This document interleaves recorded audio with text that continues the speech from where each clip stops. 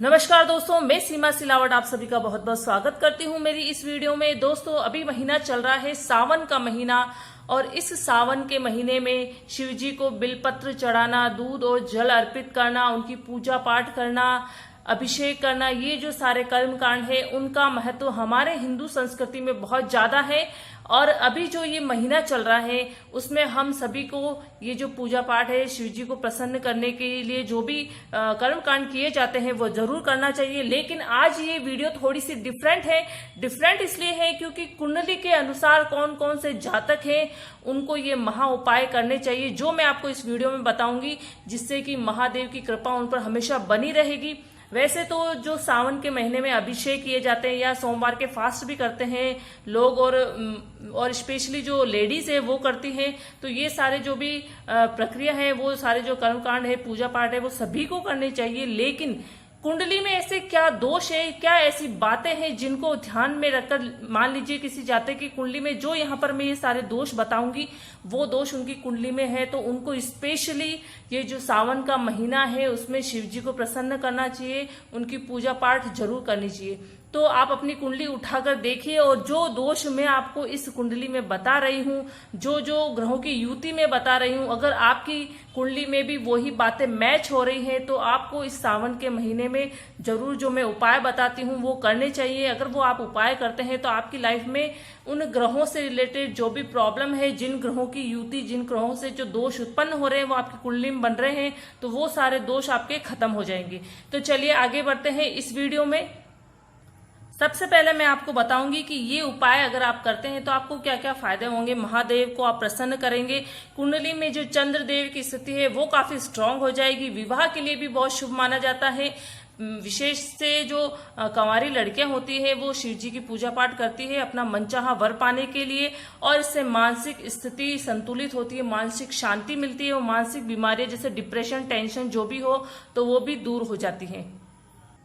और आज जो इस कुंडली में मैं आपको ये सारा समझाऊंगी दोष के बारे में, या जो जिन ग्रहों की युति से जो प्रॉब्लम क्रिएट होती है वो सारी चंद्रदेव से ही रिलेटेड है। क्योंकि जो महादेव है, महादेव के मस्तक पर चंद्रदेव विराजमान है। ये बहुत ही पुरानी कथा है, सभी को पता भी है। तो महादेव उनके मस्तक पर विराजमान है, और अगर आप महादेव को प्रसन्न करते हैं तो चंद्रदेव अपने आप ही स्वयं ही वो प्रसन्न हो जाएंगे, और आप पर, और उनकी जो कृपा है वो आप पर बनी रहेगी। चंद्र देखिए, चंद्र जो प्रतीक होता है वो होता है हमारे मन का। अगर आपका मन पीड़ित होगा तो आप चाहे कितने भी लाइफ में सक्सेस हो जाए तो भी आपको वो जो संतोष, वो जो संतुष्टि, एक सेटिस्फेक्शन जो लाइफ में मिलना चाहिए वो आपको नहीं मिल पाएगा। इसीलिए आप देखिए कि आज की जो यंगस्टर है, जो युवा पीढ़ी है, वो सबसे ज्यादा डिप्रेशन, मानसिक संतुलन, मानसिक बीमारियों के शिकार हो रहे हैं। उनके पास सारी सुख सुविधाएं हैं लाइफ में जो उनको मिलनी चाहिए। शायद पहले के लोगों को इतनी सुख सुविधाएं नहीं मिलती थी, उनकी सारी इच्छाएं पूरी होती हैं, और एक बहुत ही ऊंचे लेवल पर, ऊंची पोस्ट पर भी वो अपनी लाइफ में आगे बढ़ जाते हैं। उनको ऊंची ऊंची पोस्ट मिल जाती है, सब कुछ लाइफ में मिल जाता है, लेकिन एंड में जाकर वो डिप्रेशन का शिकार हो जाते हैं। और इसी डिप्रेशन की वजह से हमारे भारत देश में 40 साल तक के जो युवा हैं उनकी सबसे ज्यादा सुसाइड करने की जो खबरें हैं वो आ रही है, और उनका मेन कारण डिप्रेशन ही है। तो डिप्रेशन और ये सारा जो मन से रिलेटेड है, मन का जो रिलेशन है वो है चंद्र ग्रह से, चंद्रदेव से। तो ये आप उपाय कीजिए जिससे कि आपको मानसिक शांति मिलेगी, मानसिक जो सेटिस्फेक्शन है वो मिलेगा। चलिए आगे बढ़ते हैं इस वीडियो में, और मैं सबसे पहले आपको एक एक करके दोष बताऊंगी। आप अपनी कुंडली में देख लीजिए कि ये दोष आपकी कुंडली में है या नहीं। अगर है तो आपको ये जो सावन महीना है उसको आपको ऐसे ही जाया नहीं करना है, आपको ये उपाय जरूर करने हैं। फॉर एग्जाम्पल देखिए, यहाँ पर मैंने एक लग्न कुंडली उठाई है। ये सारे 12 घर होते हैं लग्न कुंडली में।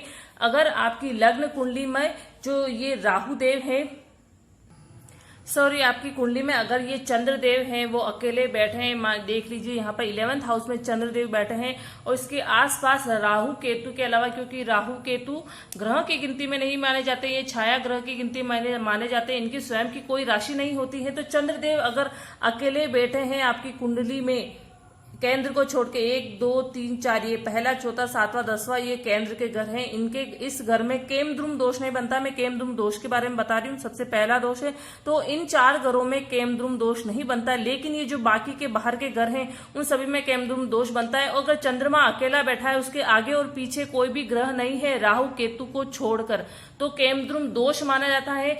ऐसे जातक की कुंडली में जिनके कुंडली में केमद्रुम दोष बन रहा है, उनकी मानसिक स्थिति ऐसे नहीं कह सकते हम अच्छी नहीं रहती, लेकिन स्थिर नहीं रहता है मन। कोई भी डिसीजन जो है वो एकदम से जल्दी से ले नहीं पाते हैं। सोच समझ में जो उनकी निर्णय शक्ति होती है वो बहुत कमजोर होती है, विल पावर बहुत वीक होता है। तो केमद्रुम दोष से मन स्थिर नहीं रहता है और इस स्थिति में भी चंद्रदेव पीड़ित रहता है। हमारा जो मन है वो पीड़ित रहता है। तो अगर आपकी ये कुंडली में दोष बन रहा है तो भी आपको ये उपाय जरूर करने चाहिए। फिर सेकंड है चंद्र ग्रहण दोष। फिर देखिए, आपकी कुंडली में चंद्र कहीं भी हो, किसी भी घर में बैठा हो, लेकिन अगर उसके साथ में राहु और केतु बैठे गए, ये 2 पापी ग्रह हैं राहु और केतु।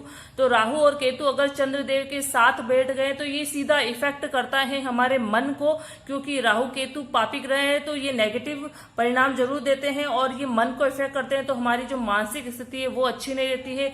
ये इसको नाम ही दिया गया है कि चंद्र ग्रहण दोष। एक जो हमारा मन होता है उसको एक ग्रहण लग जाता है, दोष लग जाता है, तो इस स्थिति में भी मन पीड़ित हो जाता है, मन का संतुलन बिगड़ जाता है। और अगर आपकी कुंडली में भी ये दोष बन रहे हैं तब भी आपको ये उपाय जरूर करने हैं। थर्ड है चंद्रदेव अगर पीड़ित है, चंद्रदेव मान लीजिए 6, 8, 12 इन घरों में अगर ये त्रिक भाव है, कुंडली के सबसे बुरे घर माने जाते हैं, तो इन तीनों घर में 6, 8, 12 में अगर चंद्रदेव हैं तो भी आपको ये उपाय करना है, क्योंकि चंद्रदेव पीड़ित हो गया है।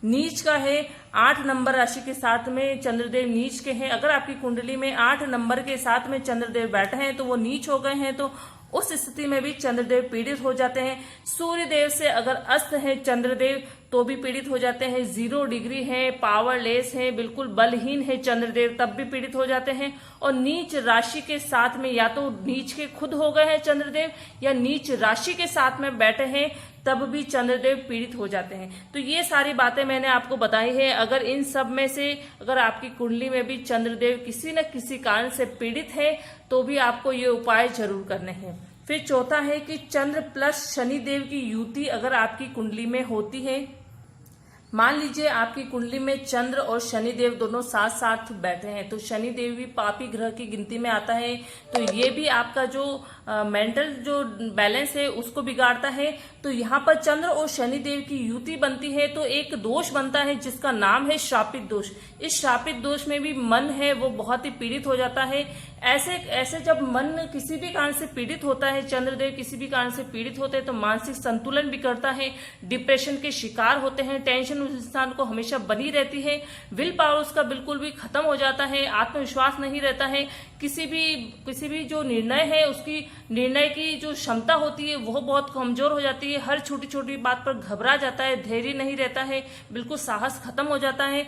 तो ये सारी बातें इन चंद्रदेव के पीड़ित होने से होती है। तो चंद्रदेव के साथ में अगर शनिदेव बैठे हैं तो शापित दोष बनता है। अगर ये शापित दोष आपकी कुंडली में भी बन रहा है तो भी आपको ये उपाय जरूर करने हैं। फिर 5वां है कि लग्न देव और इष्ट देव है अगर चंद्रदेव, मान लीजिए कि आपकी कुंडली में चंद्रदेव यहाँ बैठे हैं और 4 नंबर से आपकी कुंडली स्टार्ट हो रही है। यहाँ पर मैंने फॉर एग्जांपल 1 नंबर से बताया है, लेकिन 4 नंबर इस घर में चौथा नंबर लिख रखा है, तो चंद्रदेव आपके लग्नेश है तो भी आपको ये उपाय जरूर करने हैं। और चंद्रदेव यहाँ बैठे हैं 5वें घर में, क्योंकि 5वें घर से हम इष्ट देव देखते हैं, तो 5वें घर में अगर चंद्रदेव बैठे हैं तो ये आपके इष्ट देव हो चुके हैं। तो इष्ट देव अगर चंद्रदेव है या लग्नेश है चंद्रदेव तो भी आपको ये उपाय जरूर करने हैं। 6वां पॉइंट है कि सूर्य प्लस चंद्रदेव की अगर युति है तो एक दोष बनता है जिसको हम कहते हैं अमावस्या दोष। ये देखिए यहाँ पर सूर्य और चंद्रमा दोनों साथ साथ बैठे हैं। जब सूर्य और चंद्रदेव साथ बैठते हैं तो मोस्टली केसेस में क्या होता है कि सूर्य देव जो है वो चंद्रदेव को अस्त कर देते हैं। तो जब कोई अस्त हो जाता है ग्रह तो वो मृत अवस्था में आ जाता है। तो मृत अवस्था में अगर कोई ग्रह आ जाता है तो उसका कोई जो रिजल्ट है वो बिल्कुल भी कुछ भी नहीं मिल पाता है। तो यहाँ पर तो चंद्र हमारा मन का प्रतीक है, अगर मन ही अस्त हो जाए तो आप सोच सकते हैं कि कैसी स्थिति स्थिति क्रिएट हो सकती है। तो यहाँ पर सूर्य और चंद्रदेव की युति से भी अमावस्या दोष बनता है। अगर आपकी कुंडली में सूर्य और चंद्रदेव साथ बैठे हैं तो भी आपकी कुंडली में भी अमावस्या दोष बन रहा है, और इस दोष से भी बहुत सारी समस्याएं क्रिएट होती हैं। और बहुत सारे लोग जो आम बोलचाल की भाषा में तो कहा भी जाता है कि ये क्या इंसान ने वो जो अमावस्या की पैदाइश है, क्योंकि उसमें जो सोचने समझने की जो शक्ति होती है, जो उसका जो विवेक होता है वो काम नहीं करता है, उसको कोई भी बात जो जल्दी से समझ में नहीं आती है। तो ये सारा जो प्रभाव होता है वो होता है अमावस्या दोष से। फिर 7वां पॉइंट है कि शनि देव की 7.5 या ढैया चल रही है। अगर आपकी कुंडली में शनि देव की 7.5 चल रही है, ढैया चल रही है, और शनि देव की जो दृष्टि है वो है चंद्रदेव के ऊपर, या फिर चंद्रदेव पर दृष्टि नहीं है, चंद्रदेव स्वयं बैठे हैं शनिदेव के साथ, तो भी इफेक्ट होता है। और अगर चंद्रदेव के साथ नहीं बैठे हैं तो भी शनिदेव की जब ढैया चलती है तब जातक को आर्थिक नुकसान होता है, लेकिन उससे ज्यादा नुकसान मानसिक नुकसान होता है। उसको वो जो भी डिसीजन होता है वो नहीं कर पाता है। व्यापार में भी अगर उसको लॉस होता है तो बहुत जल्दी ही अंदर से टूट जाता है, साहस नहीं बटोर पाता है आगे बढ़ने का, उसका जो आत्मविश्वास है वो खत्म हो जाता है। तो ये सारी बातें उसके मन से ही जुड़ी हुई होती है। और शनि देव की जब ढैया चलती है तब वो स्ट्रेस में बहुत आ जाता है इंसान, डिप्रेशन की स्थिति उसकी बन जाती है। तो ये जो सारी बातें हैं वो सीधा अटैक करती है मन पर, और मन का सीधा संबंध है चंद्रदेव के साथ। तो मेरे यहाँ पर इस कुंडली या इस वीडियो से आपको समझाने का ये उद्देश्य है कि अगर आपकी कुंडली में ये दोष बन रहे हैं तो ये सारे दोष, सभी दोष सिर्फ एक ही ग्रह को इफेक्ट कर रहे हैं, नेगेटिव रिजल्ट दे रहे हैं, नेगेटिव असर डाल रहे हैं, और वो है चंद्रदेव। और चंद्रदेव हमारा सीधा हमारा मन है, मन का प्रतीक है। तो मन पीड़ित हो रहा है, तो मन के पीड़ित होने पर आपको मैंने समझा दिया कि कौन कौन सी प्रॉब्लम्स क्रिएट हो जाती हैं। तो अगर आप चाहते हैं मानसिक संतुलन आपका बना रहे, मानसिक शांति आपको मिले, तो आप जो ये सावन का जो महीना चल रहा है उस महीने में ये सारे उपाय कीजिए। हो सके तो अगर आप फास्ट नहीं करना चाहते तो मान लीजिए किसी की कैपेसिटी भी नहीं होती है, कोई बीमार भी रहता है और किसी की कोई वीक भी होता है तो फास्ट नहीं कर सकते हैं। अगर फास्ट नहीं किया जाता है तो आप सिर्फ मंडे को फास्ट कर सकते हैं। एक टाइम सिर्फ आप खाना खाइए और शिव जी का फास्ट कीजिए।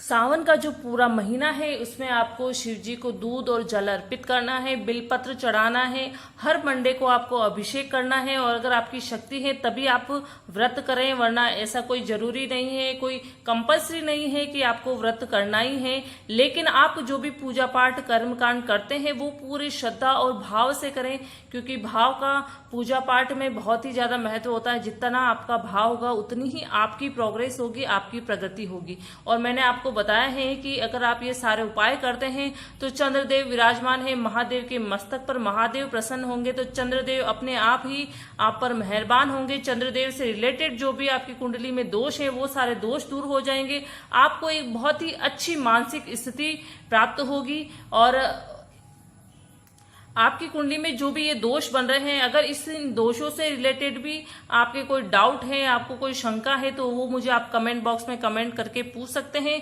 आपको ये वीडियो मेरी कितनी पसंद आई है प्लीज मुझे आप कमेंट बॉक्स में कमेंट करके जरूर बताएं। मेरी वीडियो को ज्यादा से ज्यादा लाइक करें, शेयर करें, और अगर अभी तक आपने मेरे चैनल को सब्सक्राइब नहीं किया है तो प्लीज मेरे चैनल को सब्सक्राइब जरूर करें। Okay, thank you.